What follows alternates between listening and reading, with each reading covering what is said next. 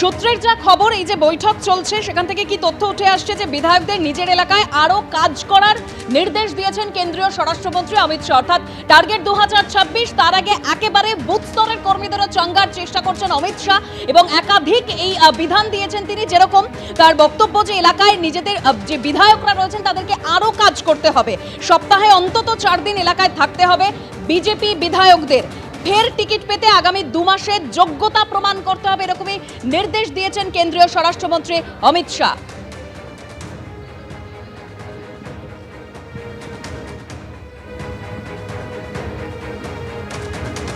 সল্টলেকের একটি হোটেলে বৈঠক করছেন কেন্দ্রীয় স্বরাষ্ট্রমন্ত্রী অমিত শাহ, যেখানে দিলীপ ঘোষকে নিয়ে শুভেন্দু অধিকারী, সুকান্ত মজুমদার, শ্রমিক ভট্টাচার্যের সঙ্গে বৈঠক করছেন অমিত শাহ। এবং এই যে বৈঠক চলছে, সূত্র মারফত যা খবর পাওয়া যাচ্ছে, বিধায়কদের নিজের এলাকায় আরও কাজ করার নির্দেশ দিয়েছেন কেন্দ্রীয় স্বরাষ্ট্রমন্ত্রী।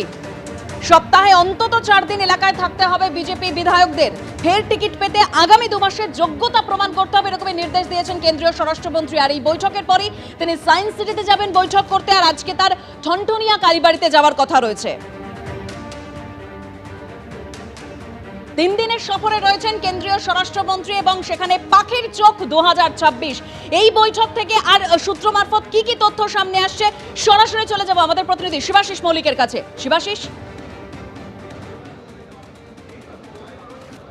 কিছুক্ষণের মধ্যে অল্টিয়ারের এই হোটেল থেকে বের হবেন এবং সায়েন্স সিটির তার যে কর্মসূচি, সেই সায়েন্স সিটির কর্মসূচিতে যোগ দিতে যাবেন কেন্দ্রীয় স্বরাষ্ট্রমন্ত্রী। সেখানে কলকাতা সংলগ্ন যে 4টি সাংগঠনিক জেলা, সেই 4 সাংগঠনিক জেলার মন্ডল স্তরের কার্যকর্তাদের সঙ্গে তিনি বৈঠক করার কথা রয়েছে। তার আগে আমরা যে ছবি দেখতে পাচ্ছি যে একে একে কিন্তু হোটেল থেকে অমিত শাহের ওই বৈঠকেও যারা উপস্থিত হবেন, সুকান্ত মজুমদার, সুনীল বনসাল, তারা একে একে কিন্তু বেরিয়ে যাচ্ছেন, সেই ছবি আমরা দেখতে পাচ্ছি। এরপরে একটু পরে অমিত শাহ রওনা দেবেন। এবং যে কথা তুমি বলছিলে যে আজকের যে বৈঠক ছিল অল্ট এয়ার হোটেলে, আজকের যে বৈঠক ছিল, সেই বৈঠকে এমপি এমএলএরা যেমন ছিলেন, তার সঙ্গে প্রাক্তন সাংসদরাও কিন্তু উপস্থিত ছিলেন। দিলীপ ঘোষ, সুভাষ সরকার, লকেট চট্টোপাধ্যায়, দেবশ্রী চৌধুরী, নিশীথ প্রামাণিক, অর্জুন সিং, তারাও কিন্তু উপস্থিত ছিলেন। এবং তাদের উদ্দেশ্যে বলা হয়েছে ইতিমধ্যেই অবিলম্বে প্রাক্তন সাংসদরা তাদের প্রাক্তন লোকসভা কেন্দ্র সেখানে যাতে সক্রিয় হয়ে পড়েন, সে বিষয়ে কিন্তু অমিত শাহের পক্ষ থেকে বলা হয়েছে। এমএলএদের জন্য বলা হয়েছে অবিলম্বে তাদের যে গড়, অর্থাৎ তাদের বিধানসভা কেন্দ্র, সেই বিধানসভা কেন্দ্রে সপ্তাহে অন্তত 4 দিন করে থাকতে হবে বিধায়কদের এবং প্রতিদিন কমপক্ষে 5টি পথসভাতে অংশ নিতে বলা হয়েছে বিধায়কদের। এবং সেই যে পথসভা, সেই পথসভাতে সেখান থেকে তারা আগামী 2 মাসে এই টাস্কের কতটা তারা পূরণ করতে পারছেন, দলের যে আশা তা কতটা পূরণ করতে পারছেন, তার উপর কিন্তু নির্ভর করছে আগামী দিনে তাদের টিকিট পাওয়ার কথা। সে বিষয়টা কিন্তু সামনে উঠে আসছে। আমরা দেখতে পাচ্ছি ইতিমধ্যেই বিভিন্ন যে প্রাক্তন সাংসদ দিলীপ ঘোষ, তিনি পর্যন্ত উপস্থিত রয়েছেন এবং সেক্ষেত্রে প্রাক্তন সাংসদরা তাদের আজকে উপস্থিতি কিন্তু চোখে পড়ার মতো ছিল। অন্যদিকে বিধায়ক বা বর্তমান যারা সাংসদ রয়েছেন, সেই বর্তমান সাংসদরা তাদেরকেও আজকে উপস্থিত হতে বলা হয়েছে। তারা এসেছেন, তাদেরকে একেবারে হোম টাস্ক বেঁধে দিলেন হোম মিনিস্টার, অর্থাৎ অমিত শাহ একেবারে কিন্তু তাদেরকে একেবারে কি কি করণীয় নিজের এলাকায়। এবং 26-এর ভোটে বিজেপি যে ভোট, 26-এর ভোটে বিজেপির 2021-এর জয়ী আসনে যদি জয়যুক্ত হতে, আমি একবার যাওয়ার চেষ্টা করব। দিলীপ দা, বহুদিন পর দলের সাংগঠনিক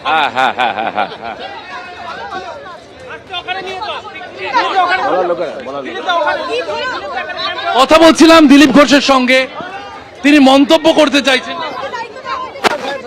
শোনার জন্য ডাকা হয়েছিল, শোনার জন্য।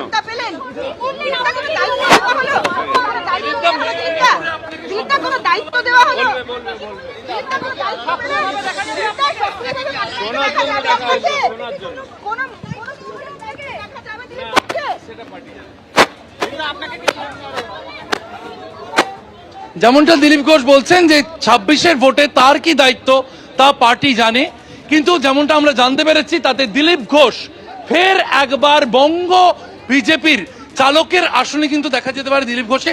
প্রাক্তন সাংসদ যারা উপস্থিত ছিলেন, আপনিও ছিলেন নিশীথ দা, আপনাকে কোচবিহারে আরো সক্রিয় হতে বলা হলো।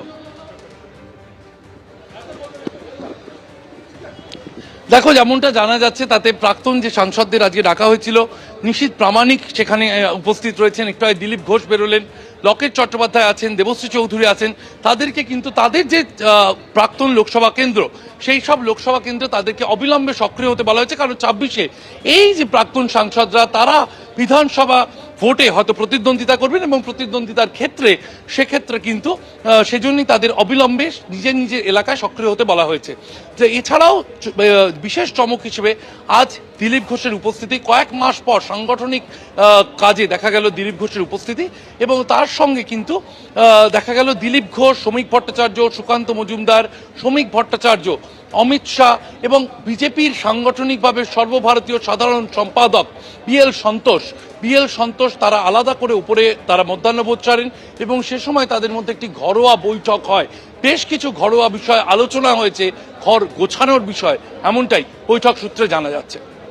3 দিনের রাজ্য সফরে রয়েছেন কেন্দ্রীয় স্বরাষ্ট্রমন্ত্রী। আজ তার শেষ দিন এবং শেষ দিনেও তার ঠাসা কর্মসূচি। সল্টলেকের একটি হোটেলে তিনি বৈঠক করছেন এবং সেখানে যে তথ্য ইতিমধ্যেই সামনে আসছে, শুভেন্দু অধিকারী, সুকান্ত মজুমদার, দিলীপ ঘোষ এবং শ্রমিক ভট্টাচার্যদের সঙ্গে আলাদা, এই 4 জনের সঙ্গে আলাদা বৈঠক করছেন কেন্দ্রীয় স্বরাষ্ট্রমন্ত্রী অমিত শাহ।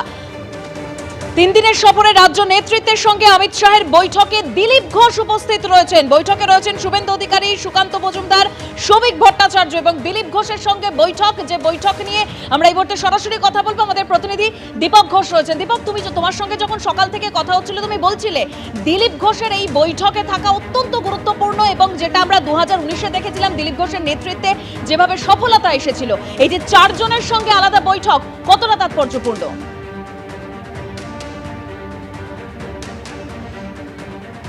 দেখো, বিশেষ করে দিলীপ ঘোষকে ডেকে পাঠানো অত্যন্ত তাৎপর্যপূর্ণ, তার কারণ দল কিন্তু প্রথম থেকে দিলীপ ঘোষকে নিয়ে প্রচুর বিতর্ক হয়েছে এবং সর্বশেষ বিতর্কটা তুমি জানো যে দীঘাতে যখন জগন্নাথ মন্দির উদ্বোধনের পরে মুখ্যমন্ত্রীর সঙ্গে তিনি সৌজন্য সাক্ষাৎ করেন, সে জল বহুদূর গড়িয়েছিল এবং তারপরেই কিন্তু দিলীপ ঘোষকে সমস্ত রকম কর্মসূচি থেকে কার্যত ছেঁটে ফেলা হয়।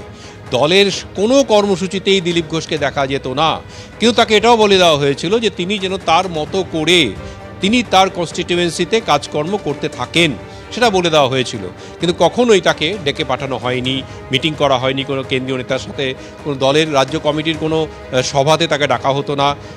এই জায়গায় দাঁড়িয়ে দলের একটা বড় অংশ যখন মনে করছিল যে দিলীপ ঘোষের প্রয়োজনীয়তা রয়েছে 2026-এর নির্বাচনী যুদ্ধে, দিলীপ ঘোষের প্রয়োজনীয়তা এই কারণেই রয়েছে, তারা মনে করেন যে দলের একটা অংশ, বড় অংশ, বিশেষ করে নিচু তলার কর্মীরা মনে করেন যে দিলীপ ঘোষের মতো একজন কোট আনকোট ডাকাবুকো নেতা দরকার, অর্থাৎ যিনি চোখে চোখ রেখে প্রতিপক্ষের সঙ্গে লড়াই করবেন, যেটা 2015 থেকে 2021 পর্যন্ত একটা বড় অংশ সময় তিনি লড়াইটা করেছেন এবং যার ফসল বিজেপি ঘরে তুলতে পেরেছিল। কিন্তু বিতর্কের জেরে তাকে দূরে সরিয়ে রাখতে হয়েছিল। আজকে হয়তো সেই দূরত্বটা ঘুচল এবং তাকে দলের মূল কর্মসূচির সঙ্গে একাত্ম করার প্রয়াস হয়তো শুরু হলো এবং আলাদা করে আজকে অমিত শাহ বৈঠক করলেন দিলীপ ঘোষ, প্রাক্তন রাজ্য সভাপতি, এবং আরও একজন প্রাক্তন রাজ্য সভাপতি সুকান্ত মজুমদার, এবং সেই সঙ্গে বর্তমান রাজ্য সভাপতি শ্রমিক ভট্টাচার্য এবং বিরোধী দলনেতা শুভেন্দু অধিকারী। এই 4 জনকে নিয়ে বলতে পারো যে দলের এই মুহূর্তে 4 মাথা, গুরুত্বপূর্ণ 4 জন নেতা, এই 4 জনকে নিয়ে আলাদা করে অমিত শাহ বৈঠকে বসলেন এবং আগামী দিনে দল কিভাবে নেতৃত্ব দেবে রাজ্য বিজেপিকে, সেই দায়িত্ব রাজ্য বিজেপি নেতৃত্বকে কাঁধে তুলে নিতে হবে।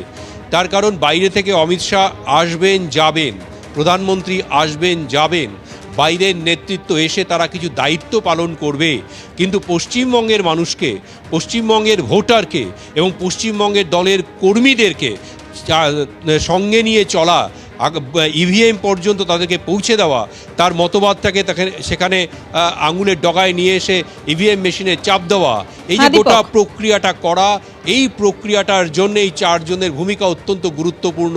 একদম দীপক, তুমি আমাদের সঙ্গে থাকো। তাই সেই 4 জনকে নিয়ে বৈঠক করেছেন কেন্দ্রীয় স্বরাষ্ট্রমন্ত্রী অমিত শাহ। আর আজকে এই বৈঠকে ঢোকার সময় শুভেন্দু অধিকারী তিনি বলছেন সকাল থেকেই উজ্জীবিত। কি বলেছেন শোনাবো। কতটা অমিত শাহের এই বৈঠক, এই বৈঠকের আগে আপনারা কতটা উজ্জীবিত দিচ্ছেন? সকলে উজ্জীবিত। আমরা জিতবো, 26-এ পরিবর্তন হবে, আসল পরিবর্তন। আমি আবারও চলে যাব সরাসরি দীপক ঘোষের কাছে। দীপক, তুমি যেরকম বলছিলে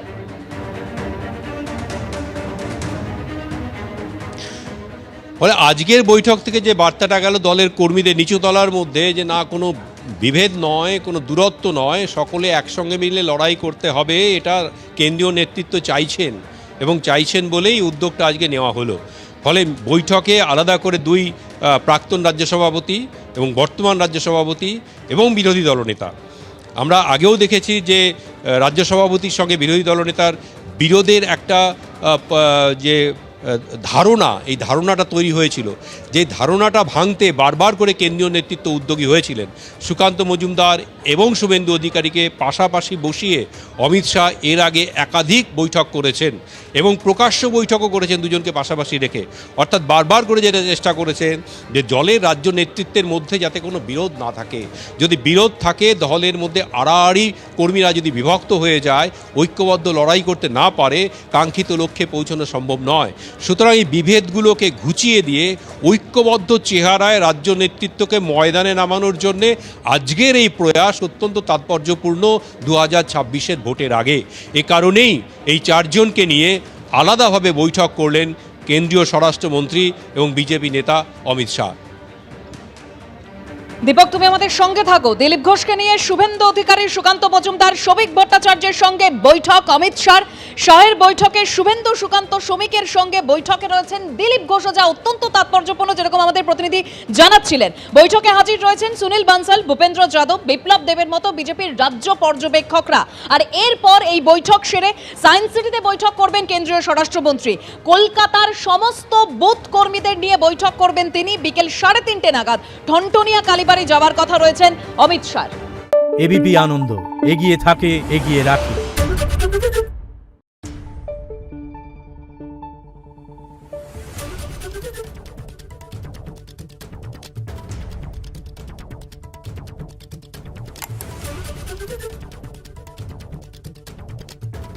Thank you.